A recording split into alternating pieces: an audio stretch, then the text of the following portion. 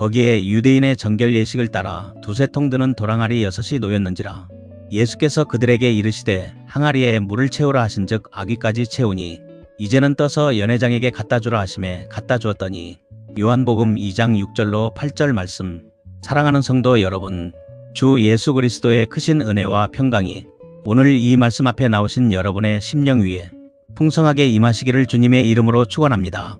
이 시간 우리가 함께 묵상할 말씀은 지난 시간에 이어 요한복음 2장에 기록된 가나의 혼인잔치 두 번째 이야기입니다. 기독교 역사상 가장 널리 알려졌으며 수많은 성도들에게 은혜를 끼친 이 본문은 단순한 마술적 기적이 아니라 기독교 복음의 핵심과 예수 그리스도가 누구신지를 가장 선명하게 보여주는 신학적 계시입니다.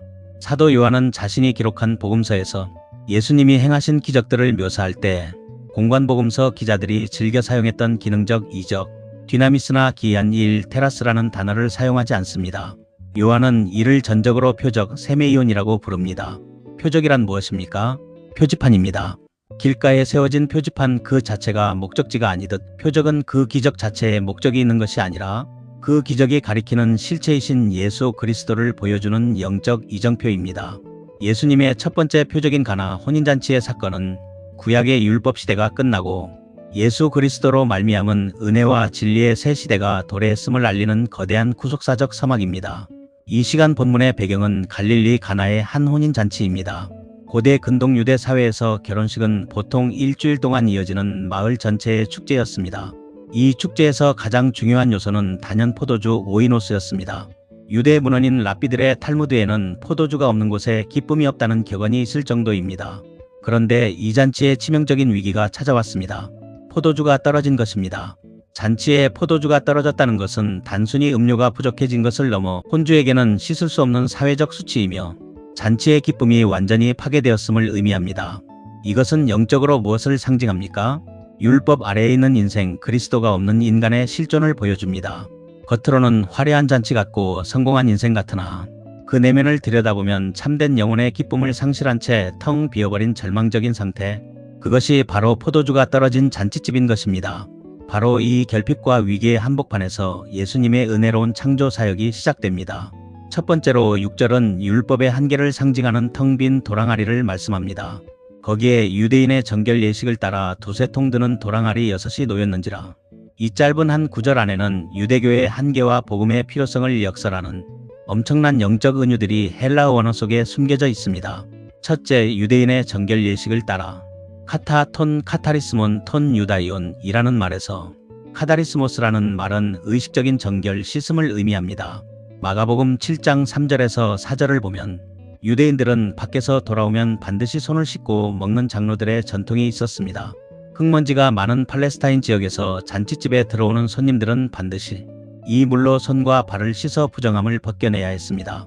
그러나 이 카다리스모스의 물은 인간의 겉모습과 육신의 먼지는 씻어낼 수 있을지언정 인간 존재의 깊은 곳에 자리 잡은 죄악과 영혼의 갈증은 결코 해결할 수 없는 구약 율법의 명백한 한계를 보여줍니다. 종교적 의식으로는 결코 참된 생명의 포도주를 만들어낼 수 없습니다. 둘째, 도랑아리 리디나이 휘드리아이는 왜 하필 흙으로 빚은 토기, 질그릇이 아니라 도랑아리였을까요? 헬라어 리디나이 휘드리아이는 돌로 깎아 만든 물항아리를 뜻합니다. 유대인의 율법 규례를 담은 미슈나 켈림에 따르면 레위기 11장 33절에 기록된 바 흙으로 빚은 그릇은 쥐나 벌레 같은 부정한 것이 떨어지면 그 그릇 전체가 부정해지므로 깨뜨려 버려야 했습니다. 그러나 돌로 만든 그릇은 부정함을 타지 않는다고 규정했습니다. 따라서 정결 예식을 위한 물은 반드시 부정함을 타지 않는 무겁고 차가운 도랑아리에 보관했던 것입니다. 사도 요한이 도랑아리라는 단어를 의도적으로 기록한 것은 모세가 시내산에서 받았던 돌판 테이블스 옵 스톤에 새겨진 차갑고 굳은 율법을 연상시킵니다. 에스겔 선지자는 타락한 인간의 마음을 가리켜 에스겔 36장 26절에서 굳은 마음, 돌 같은 마음, 마음의 돌이라고 표현했습니다. 율법은 돌처럼 단단하여 인간을 정죄할 뿐 생명을 주지 못합니다. 잔치집 한 구석에 덩그러니 놓여있는 이 차가운 도랑아리는 생명력을 잃고 화석화되어버린 1세기 유대교의 영적 현주소를 적나라하게 고발하고 있는 것입니다. 셋째, 6 헥스와 두세 통 드는 크기의 의미를 알아보겠습니다. 항아리의 개수가 하필 6개입니다. 성경에서 숫자 7은 하나님의 수, 안식의 수, 완전수입니다. 반면 6은 7에서 하나가 모자란 숫자로서 인간의 수이며 불완전함과 결핍을 상징합니다. 유대교의 정결 예식은 율법을 지키려는 인간의 처절한 노력 6을 보여주지만 결국 하나님의 완전하신의 7에는 결코 도달할 수 없는 불완전한 종교임을 보여줍니다. 또한 그 크기가 도세통 메트레타스 듀오의 트레이스라고 기록합니다. 헬라어 척도인 메트레테스는 약 39.5리터 대략 40리터에 해당합니다. 두세통이면 80리터에서 120리터입니다. 이런 항아리가 6개 있었으니 총합은 무려 480리터에서 720리터 약 150갤런에 달하는 어마어마한 양입니다. 왜 이렇게 큰 용량을 상세히 기록했을까요? 이는 훗날 이 빈 항아리에 채워질 예수 그리스도의 은혜가 얼마나 압도적이고 풍성한 것인지 슈퍼러반던스 오브 그레이스를 대조적으로 보여주기 위한 요한의 치밀한 신학적 장치입니다. 우리의 빈 마음이 아무리 깊고 크다 할지라도 그리스도의 은혜는 그 모든 결핍을 채우고도 남을 만큼 광대하십니다. 두 번째로 7절은 기적을 준비하는 절대적 순종을 말씀합니다. 예수께서 그들에게 이르시되 항아리에 물을 채우라 하신즉 아귀까지 채우니 포도주가 떨어진 위기의 순간 예수님은 하인들을 향해 놀라운 명령을 내리십니다. 이 7절은 기적이 어떻게 우리의 삶 가운데 현실화되는지를 보여주는 완벽한 영적 공식입니다. 항아리에 물을 채우라 개미사태 타스 휘드리아스 휘다토스 이 말씀에서 채우라로 번역된 헬라어 개미사태는 문법적으로 채우다, 가득 차게 하다라는 뜻을 가진 개미조의 부정과거 능동태 명령법입니다. 헬라어 문법에서 부정과거 명령법은 지금 당장 단호하게 지체 없이 행동하라는 결단성을 촉구할 때 사용됩니다. 하인들의 입장에서 이 명령은 이성적으로 납득하기 어려운 것이었습니다. 지금 잔치집에 필요한 것은 발 씻을 물이 아니라 마실 포도주입니다. 빈 도랑아리에 우물물을 길어다 붓는 것은 현재의 위기를 해결하는 데 아무런 논리적 연관성이 없어 보입니다. 게다가 그 엄청난 양의 물을 우물에서 길어오는 것은 고된 중노동이었습니다. 그러나 하나님의 기적은 인간의 합리성과 경험을 뛰어넘는 곳에서 시작됩니다. 기적은 내 상식에 하나님의 말씀을 맞추는 것이 아니라 하나님의 말씀에 내 이성을 십자가에 못 박고 굴복시킬 때 일어납니다. 아귀까지 채우니 카이 에게미산 아우타스 헤오스 아노라는 말에서 하인들의 반응을 보십시오. 그들은 토를 달거나 질문하지 않고 묵묵히 물을 길어 붓습니다. 얼마나 채웠습니까? 헤오스 아노 마이너스 문자적으로 가장 위쪽 끝까지 즉 넘칠랑 말랑할 때까지 업투더 브림 가득 채웠습니다. 이 아귀까지라는 단어 안에는 두 가지 깊은 의미가 있습니다. 첫째, 하인들의 순종이 적당히 타협하는 순종이 아니라 100% 완전한 절대적 순종이었음을 뜻합니다. 하나님께서는 우리의 절반의 순종을 원하지 않으십니다. 아귀까지 채우는 순종, 내 능력과 헌신의 끝자락까지 나아가는 순종을 요구하십니다. 둘째, 이적의 진실성을 확증합니다. 물이 아귀까지 찰랑찰랑하게 채워져 있었기에 나중에 누군가가 원래 있던 포도주 원액에 물을 섞어 양을 늘린 것이 아니냐? 라는 식의 인간적 속임수나 조작이 개입될 틈을 원천적으로 차단해버린 것입니다. 인간의 순종이 아귀까지 차오를 때 비로소 하나님의 일하심이 시작됩니다. 세 번째로 8절은 말씀과 순종 사이에서 일어나는 본질의 변화를 말씀합니다. 이제는 떠서 연회장에게 갖다 주라 하심에 갖다 주었더니 아귀까지 물이 채워지자 예수님은 지체 없이 두 번째 명령을 내리십니다. 놀랍게도 성경 어디를 보아도 예수님께서 물을 향해 포도주로 변할지어다 라고 주술적인 주문을 외우시거나 손을 얹고 안수기도를 하신 적이 없습니다. 이제는 떠서 갖다 주라. 안틀레사테 뉘카이 페레테 말씀합니다. 여기서 떠서라는 단어 안틀레사테는 본래 깊은 우물이나 샘에서 두레박으로 물을 길어 올릴 때 사용하는 용어입니다. 도랑아리에서 물을 바가지로 퍼내는 행위를 묘사합니다. 그리고 갖다 주라는 페레테는 지체하지 말고 계속해서 날라다 주어라는 긴박한 의미를 담고 있습니다. 이 순간 하인들의 마음은 어떠했을까요?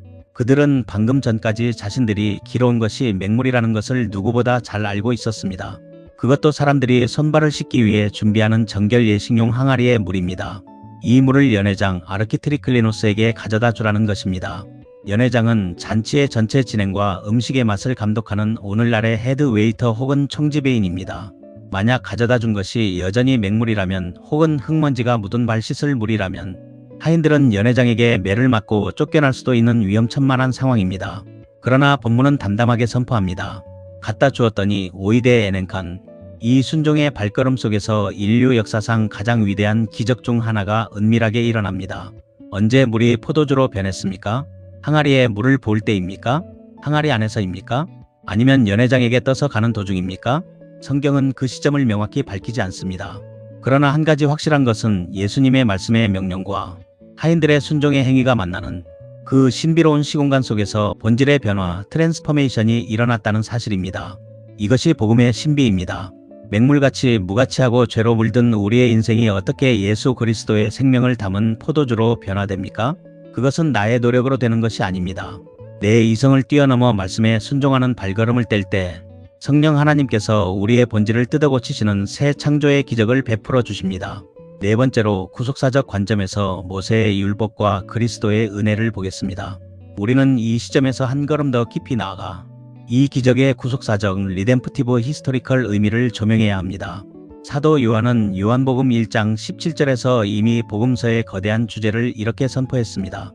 율법은 모세로 말미암아 주어진 것이요 은혜와 진리는 예수 그리스도로 말미암아 온 것이라. 구약 성경에서 모세가 행한 첫 번째 기적은 무엇이었습니까? 출애굽기 7장을 보면 애굽의 젖줄인 나일강의 생명수를 피로 바꾸는 심판의 기적이었습니다. 모세의 율법은 죄인에게 사망과 심판을 선고합니다. 강물이 피로 변하여 아무도 마실 수 없는 죽음의 물이 되었습니다. 그러나 신약 성경에서 예수 그리스도가 행하신 첫 번째 기적은 무엇입니까? 정결탕에 차가운 물을 기쁨과 생명을 주는 최상급 포도주로 바꾸신 생명의 기적입니다.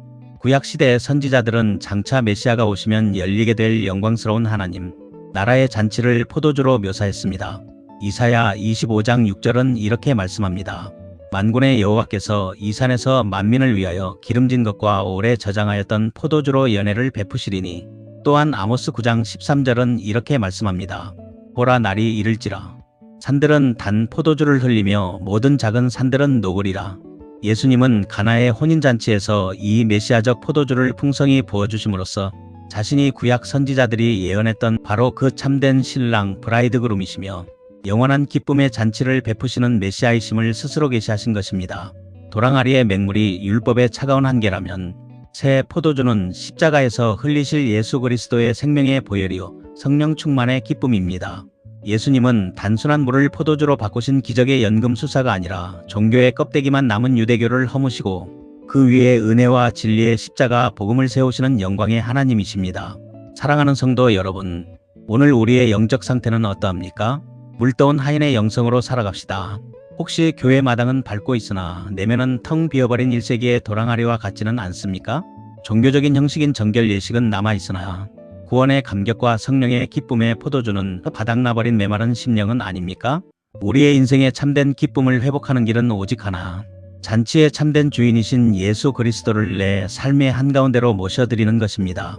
그리고 그분이 무엇을 말씀하시든지 그대로 순종하는 것입니다. 마리아가 하인들에게 했던 위대한 신앙 고백을 기억하십시오. 요한복음 2장 5절은 이렇게 말씀합니다. 너희에게 무슨 말씀을 하시든지 그대로 하라. 본문 9절을 보면 요한은 참으로 의미심장한 말을 남깁니다. 연회장은 물로 된 포도주를 맛보고도 어디서 났는지 알지 못하되 물떠온 하인들은 알더라. 호이데 디아코노이 에데이산 호이 엔틀레코테스토 휘도르. 연회장과 수많은 하객들은 최고급 포도주를 마시며 즐거워했지만 그 기적이 어디서부터 왔는지 그 은혜의 실체가 누구인지는 전혀 알지 못했습니다. 그러나 수고를 감내하며 우물에서 물을 길어왔던 하인들 연회장에게 뺨을 맞을 각오를 하고 맹물을 퍼다 나른 디아코노스 종 하인들만은 그 신비를 알았습니다. 헬라어 원어는 이 알았다는 말을 명확한 지식 에데이산으로 표현합니다.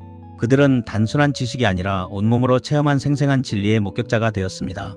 오늘날 교회 안에도 두 종류의 사람이 있습니다. 잔치상에 앉아 기적이 베풀어지기만을 수동적으로 기다리며 맛을 평가하는 연회장 같은 신앙인이 있고 반면에 말씀 앞에 자신의 이성을 내려놓고 무모해 보이는 순종의 물을 길어 나르는 하인 같은 신앙인이 있습니다.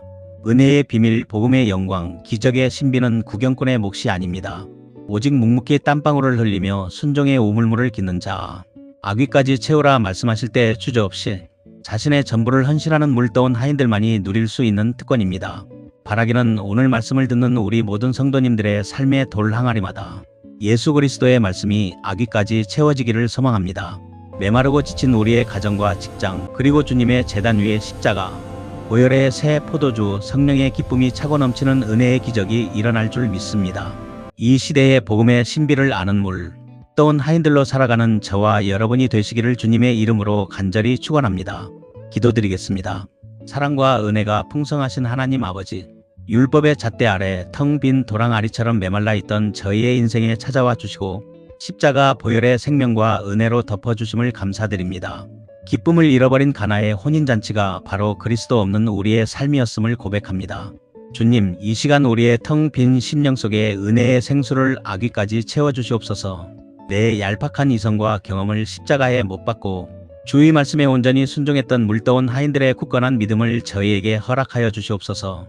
그리하여 무가치하고 평범한 우리의 일상이 예수 그리스도의 생명을 담은 새 포도주로 변화되는 구원의 기적을 매일의 삶 속에서 맛보게 하옵소서. 우리의 영원한 참된 신랑이 되시며 생명과 기쁨의 근원 되시는 우리 구주 예수 그리스도의 이름으로 간절히 기도하옵나이다. 아멘.